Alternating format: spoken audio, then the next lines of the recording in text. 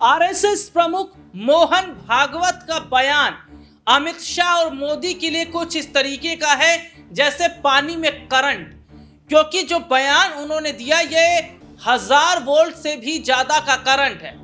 क्योंकि प्रधानमंत्री नरेंद्र मोदी शायद ये भूल गए कि ये भारत है और भारत के अंदर लोकतंत्र की प्रक्रिया चलती है, यहाँ राजशाही या राजतंत्र की प्रक्रिया नहीं है।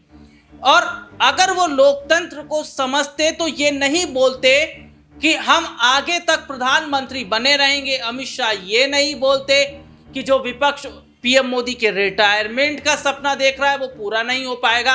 और क्या वाकई इन बात में सच्चाई है? यह बात ये सच है कि मोदी जी का जो सत्ता के प्रति मोह और मोदी जी का जो सत्ता से लगाव है वो नहीं छूट पा रहा है। और यही वजह है कि वो प्रधानमंत्री की कुर्सी पर बना रहना चाहते हैं। इसीलिए कुछ समय पहले जब वो आरएसएस के दफ्तर गए नासिक में, जब उन्होंने मोहन भागवत से मुलाकात की, तो उसके बाद ये देखने को मिलता भी है कि मोहन भागवत और जब मोदी जी की मुलाकात होती है तो तस्वीर बहुत बड़े हद तक साफ हो जाती है।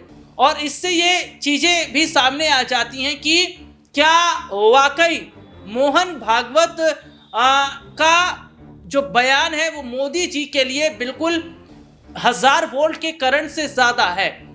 क्योंकि जो उन्होंने बयान दिया मोहन भागवत ने, जिसमें उन्होंने कहा कि जब नेताओं की उम्र 75 की हो जाती है तो उन्हें अपनी राजनीति पर ब्रेक लगाना चाहिए, उन्हें वहाँ थमना चाहिए।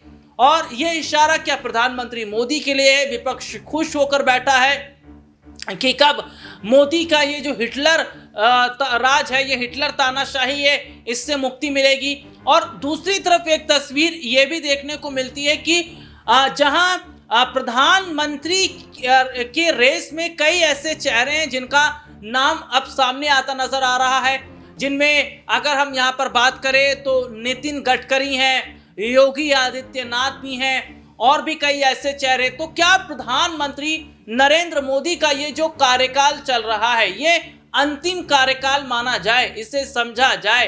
क्योंकि पीएम मोदी का अब सपना टूटता नजर आ रहा है और मोहन भागवत ने ये संकेत दे दिए हैं कि अब अगले को नंबर दिया जाना चाहिए। यानी कि अब मोदी जी के बाद पीएम के रेस में अगला जो है वो नेता होता नजर आएगा।